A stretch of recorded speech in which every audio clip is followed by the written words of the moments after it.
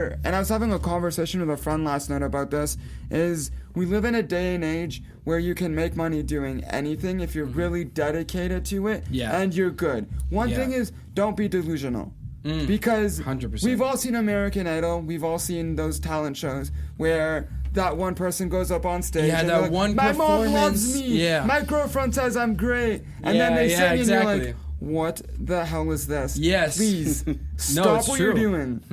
And it's true. And Dave Grohl had a good point about that, how, like, somebody that could actually have, like, you know, maybe they're not born with the most amazing voice, right? You can definitely learn how to hold a tune and write something in your style, but somebody will go on a show like that, get completely, you know, flabbergasted, completely crushed by Simon Cowell or whatever his name is, right? Exactly. And then they just give up, and you don't know what artists you're possibly missing out on. Like, a lot of my favorite artists that I listen to right now are not gifted singers like Adele or Ariana Grande or you know, whatever. Because there's Turnstile is a super good example of this. Oh, thank you. Because there's a thing right now a lot, and it did happen a lot with like the SoundCloud rappers, however you feel about them, and a lot of like the emo.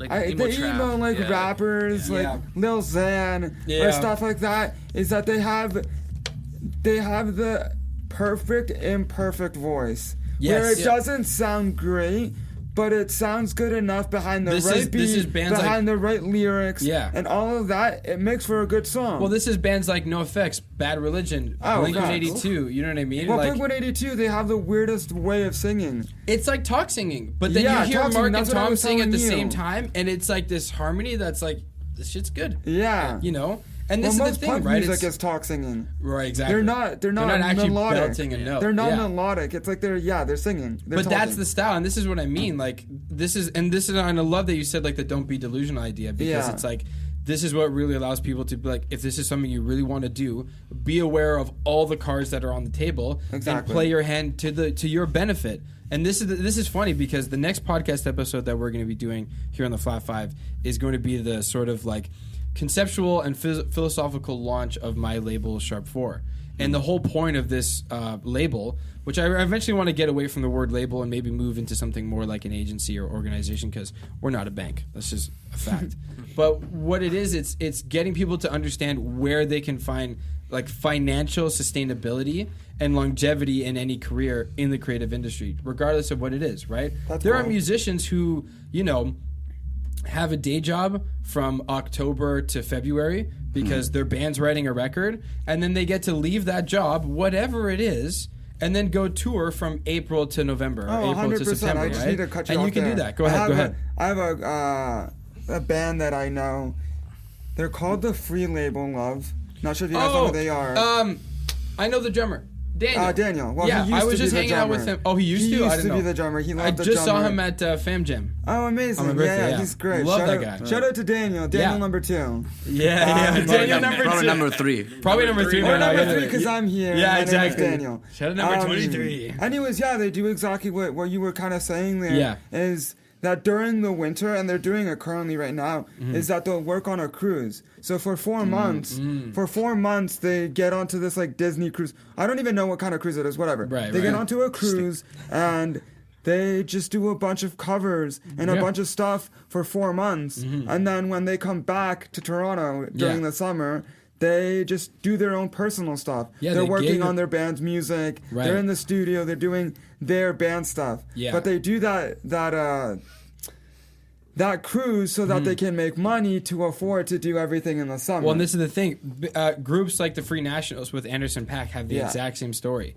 Like, they would go from, what did they say, like April all the way to September, either playing their own shows or doing weddings. And they did tons of weddings all across the U.S. because they were a full band. Anderson .Paak's a great singer. He can do pop and R&B, so the entire, wish list of songs from the bride and groom are already in there, right? Yeah. And then you do that while you play your own shows, and then the winter comes and you write another Anderson .Paak record. And they did that for 4, 5, 6 years, and then he became Anderson .Paak. And it's like, that's how you find a way to be sustainable in your career. Because the Motley Crue story just isn't going to happen anymore. No, not at all. It's just not.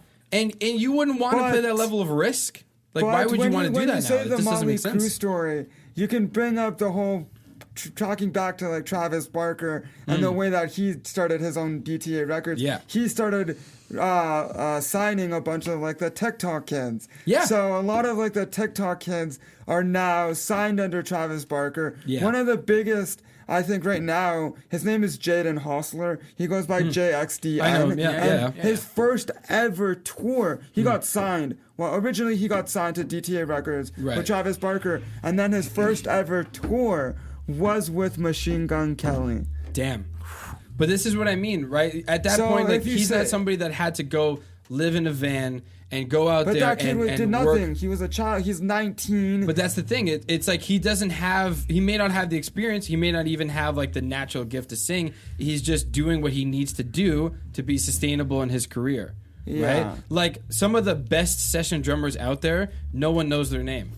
Why? Because they'll do 8 songs in a day. They have their kit set up and everything's ready to go, and people pay them instead of $1,000 for a song, you pay them $100, and they do a whole bunch, and they just do what works the best for them. This is how you be sustainable, right? What type of musician or artist you want to be. If you want to be an artist in the background, like my old roommate. He was a session artist, and he would play for a bunch of artists. Yeah. And he got to a point in his life where he's like, I finally want to do something for myself. But the way he was making a living as a musician was he was working for everyone else. Like, he was on every person's album, but it was never his music. His own thing. Yeah. His own thing. So, I mean, it kind of depends what type of artist you want to be. If you want to be in the limelight, then you've got to be on Instagram, TikTok, of course, Snapchat, all of these social media platforms to put your name out there. But if you don't, you could just sit down and make a couple $1,000 a month and you're good. And you're good. And this is the thing, right? It's all about finding it. And so I'm glad that more musicians today, more creators today are recognizing like the best course of action before they just go willy-nilly doing something. And like I said, this is exactly what the Sharp 4 is going to be about, which we will dive into on the next podcast. But to wrap things up, because we've been here for some time, thank you guys sincerely for coming on the podcast. Thank you for this has been a fantastic sort of rebranding and relaunch of the show, and I'm of course very excited for what you guys have going on. Is there anything new happening? New music? We just did a photo shoot the other day, and we shot a music video last week for a new song that's coming out. It's called Whistle Song. Yes. Some people have told me to change the title. Some of our friends. I don't know. I kind of like it. I like it too. I've been thinking about it. Yeah. And so I have the single coming out in a month from now. Okay, nice. I believe. So I don't think I think you're the only one that hasn't given the Instagram handle. Right. Oh, neither did I. Oh, you haven't either? Oh, sorry. I thought you forgot. I was gonna go back to this, but when he said truffle, I cut him off and I asked him why truffle. Right. I don't even think I even answer that question. Yeah. Well, it is at truffle, and yours. What are you? Both of your Instagram ads? Mine is actually kind of funny. So not funny, but it's Dorta's Photography. My first name, so that everyone knows, is Daniel, not Dorta. Yeah. I made the handle in high school, Dorta's, without an apostrophe after the S, signifying that it's my photography. Yeah. Right. Dorta is my last name. Daniel is my first name. I have a lot of people who literally, Dorta. Oh, hey, Dorta. I'm like, that's not my name. Yeah. Thank you. I mean, and then what's yours?